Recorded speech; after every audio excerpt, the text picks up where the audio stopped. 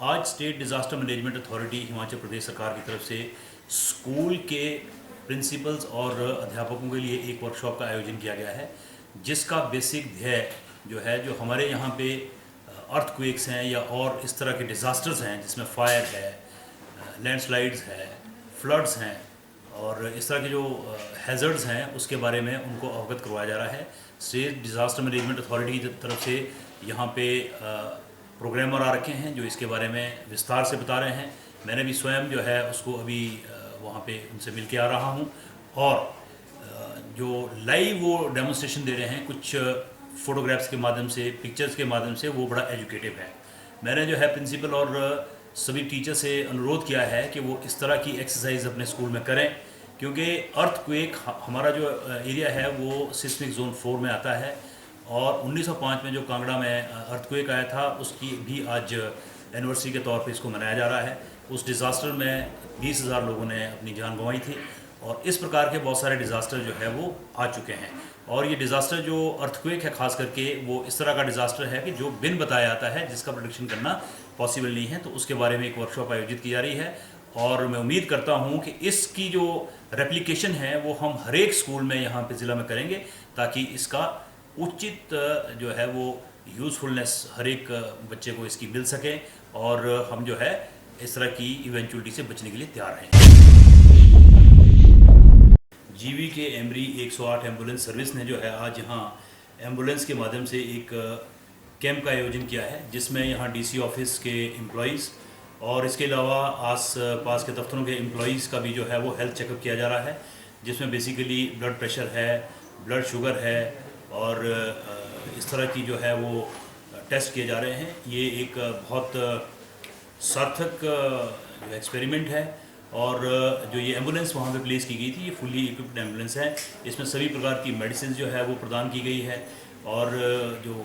Pregnant women है pregnancy के लिए भी उसमें पूरा इक्विपमेंट रखा गया है, ऑक्सीजन का बंदोबस्त किया गया है, एसी का बंदोबस्त है और फुली इक्विप्ड जो है ये एम्बुलेंस है। इसके अलावा मैं आपके माध्यम से ये भी बताना चाहता हूँ कि 2-3 दिन पहले ही जो है इनकी एक बैठक भी मेरे कार्यालय में हुई थी और यहाँ पे 108 सर्विस की बहुत अच्छी इसकी जीवी के एमरी की बहुत अच्छी सर्विस जो है ज़िला में लोगों को प्रदान की जा रही है। इसके अलावा जो 102 सर्विस है जिसमें डिलीवर्ड चाइल्ड है, मदर है, उनको जो है घर छोड़ने की सर्विस है वो भी फ्री ऑफ कॉस्ट जो है सरकार के माध्यम से प्रोवाइड किया। ये परिवहन सेवा कर्मचारी कल्याण मंच हमीरपुर जिला की इकाई का ने जुलूस निकाला है, जो कि 4-4 महीने से कर्मचारियों को पेंशन नहीं मिल रही है, रिटायर हो चुके कर्मचारियों को, जो कि 5,000 कर्मचारी पूरे हिमाचल प्रदेश में है, उनको 5वां महीना जा रहा है कि अभी तक सरकार ने पेंशन नहीं दी है, जबकि सरकार ने 95 में पेंशन लागू की थी और सरकार की ही ये जिम्मेवारी बनती है कि जैसे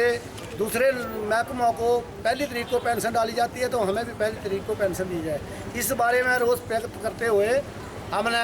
ये जुलूस निकाला है कि ताकि सरकार होश में आ जाए, परंतु सरकार अभी तक भी होश में नहीं आ रही है। कई बार हम माननीय मुख्यमंत्री जी से, माननीय परिवहन मंत्री से मिल चुके हैं और वहाँ से हमें आश्वासन मिलते हैं, झूठे आश्वासन मिलते हैं, आश्वासनों के सिवा कुछ नहीं मिलता है। जब ज़्यादा ही कोई जुलूस या प्रदर्शन हम लोग करते हैं तो 1 या 2 महीने की पेंशन डाल के हमारा मुंह बंद कर देते हैं, क्योंकि जैसे कि हम उनसे भीख मांग रहे हैं। हमने दुर्गम क्षेत्रों में 35 और 40 साल और 30 साल लोगों ने, हमारे भाइयों ने सेवा दी है हिमाचल की जनता को, सरकार के आदेशों का पालन करते हुए। और सरकार जब संचालन HRTC का कर रही है तो पेंशन देने के लिए आनाकानी क्यों करती है? अब घाटे का रोना रोती है सरकार, तो घाटा कर्मियों की, वो कर्मचारियों की वजह से नहीं है, जनता की वजह से नहीं है। फैसिलिटी दे रही है तो सरकार दे रही है जनता को। फ्री ट्रेवलिंग 65% जो है फ्री ट्रेवलिंग हिमाचल सरकार जनता को दे रही है, हमें कोई दिक्कत नहीं है, सारी जनता को फ्री कर दे। हम सेवा दे रहे हैं, सरकार के आदेशों का पालन कर रहे हैं, जो हमारे भाई कार्यरत हैं वो भी सेवा कर रहे हैं, हमने भी सेवाएं दी हैं, मगर हमारा हक जो है वो भी सरकार की ही जिम्मेदारी बनती है। इस बारे में हमने रोष व्यक्त किया है और पहले भी करते आए हैं। अगर फिर भी जल्दी ही हिमाचल सरकार ने कोई ठोस निर्णय लेके हमारी पेंशन का स्थायी हल नहीं निकाला तो हम प्रदेश कार्यकारिणी की आपात बैठक बुलाकर ऐसी कोई रणनीति बनाने जा रहे हैं जिसमें आत्मदाह भी कर सकते हैं हमारे कर्मचारी भाई, और हमारे व्रत पर भी बैठ सकते हैं, सेक्रेटरीट का घेराव भी कर सकते हैं। और ऐसे धरने पर बैठेंगे चाहे हमें अपनी जान जोखिम में डालकर, जान की परवाह ना करते हुए हम बीवी बच्चों के साथ वहाँ पर बैठने के लिए मजबूर हैं, क्योंकि पेंशन ही एक बुढ़ापे का सहारा है जो सरकार ने ही दी है और सरकार ही देने की जिम्मेवारी बनती है। इस समय हमारे कर्मचारी भाई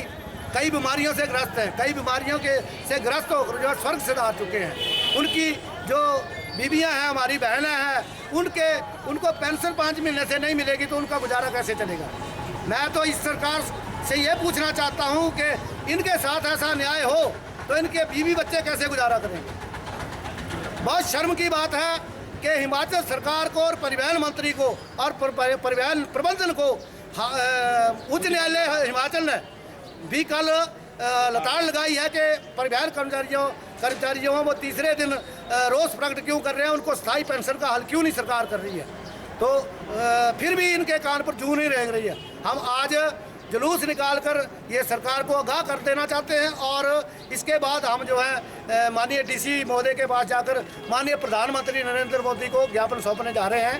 और ज्ञापन सौंपेंगे ताकि वो हमारी कुछ सुने कि हिमाचल सरकार को होश में लाने के लिए उनको कोई ऐसे कड़े आदेश दें ताकि हमारी पेंशन का ऑल इंडिया लेवल से चल रहा है और बिल्कुल शांतिपूर्वक सोने चांदी का व्यापार चल रहा था और एकदम शांति से अशांति बढ़ा दी जबकि इस सरकार ने सेंट्रल एक्साइज ड्यूटी स्वर्णकारों के ऊपर लागू की है। इससे सभी स्वर्णकारों को बड़ी दिक्कत आएगी और आज 37 दिन हो गए पूरे प्रदेश में सब कारोबार बंद, दुकानें बंद और सरकार कोई भी फैसला नहीं दे रही है और ना ही माननीय मुख्यमंत्री जी, प्रधानमंत्री जी कोई टाइम नहीं दे रहे हैं बात करने के लिए। हर जगह बड़े बड़े शहरों में आज चंडीगढ़ को पूरा बंद है, बाकी ने भी दुकानें बंद की हैं हमारे समर्थन में। इसलिए हम सरकार से गुजारिश करेंगे कि इस कानून को वापस सेंट्रल जो लगाया है इसको वापस ले लें ताकि इसके साथ काम कर रहा था वैसे चलता रहे। इसमें जो है वो छोटे दुकानदार जो हैं वो टेबल बढ़ा के खाना खाते थे वो सारे तंग हो गए हैं और अभी तक भी हड़ताल जो है वो चली है। तो इसके लिए हम यही गुजारिश करेंगे कि इस कानून को वापस ले लें और ये वापस नहीं लिया तो फिर ये तो हड़ताल ऐसे चलती रहेगी और बढ़ती रहेगी। तो इसके लिए वो सरकार जो ये कर रही है और भी हमारे यहाँ के लीडर जो हैं वो भी उनको भी हमने ज्ञापन दिया है लेकिन उनके भी ज्ञापन पर कोई सुनवाई नहीं हो रही है, ना ही कोई फैसला दे रहे हैं। तो इसके लिए हम ये गुजारिश करेंगे कि इसको कानून को वापस वो 37वें दिन प्रवेश कर गया है। 37 दिनों से लगातार हम हड़ताल पर हैं। हमारे सभी व्यापारिक संस्थान दुकानें बंद हैं। छोटे छोटे कारीगर जो बाहर से हमारे यहाँ काम करते थे वो वापस चले गए हैं। कल से नवरात्रि शुरू हो रहे हैं। नवरात्रों में ब्याह शादी का सीज़न शुरू हो जाता है तो इस बार हो सकता है कि शादियां बिना गहने के हों और दुल्हन को गहना डालना भी नसीब ना हो। तो हमारी सेंट्रल सरकार से यही निवेदन है कि ये जल्द से जल्द जो 1% एक्साइज ड्यूटी लगाई है उसको रोल बैक करें और हम छोटे छोटे स्वर्णकारों को काम करने दें। ये हमारा पुश्तैनी काम है और हज़ारों वर्षों से हम सुन रहे हैं कि गहना स्त्री का शिंगार होता है और हज़ारों साल पहले भी ऐसे ही ये काम चलते थे। ये हस्तशिल्प काम है, हाथों से काम करके रोजी रोटी कमाने वालों के ऊपर केंद्रीय सरकार ने काला कानून थोप कर उनको भूखा रहने पर मजबूर कर दिया है। ऐसा नहीं हो कि ये कानून वापस ना ले तो छोटे छोटे दुकानदार या छोटे छोटे जो हमारे कारीगर हैं वो आत्महत्या करने पर मजबूर हो। 37 दिनों से बहुत से कारीगर जो हैं वो भूखे रह रहे हैं, उनको खाना भी नसीब नहीं हो रहा है और अपना कारोबार बदल रहे हैं। कई सब्जी की दुकान कर रहे हैं, कई स्टेशनरी की दुकान कर रहे हैं ताकि वो अपना रोजी रोटी कमा सके। तो फिर हमारा पुरजोर यही हमारी मांग जो है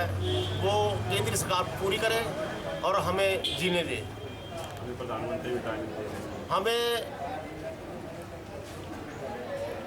प्रधानमंत्री नरेंद्र मोदी जी मिलने का समय नहीं दे रहे हैं,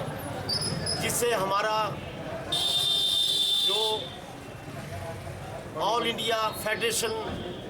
के जो हमारे नेतागण हैं उन्होंने बहुत कोशिश कर रहे हैं, वो बहुत कोशिश कर रहे हैं कि वही नरेंद्र मोदी टाइम दें तो उनसे एक दो बातें की जाए,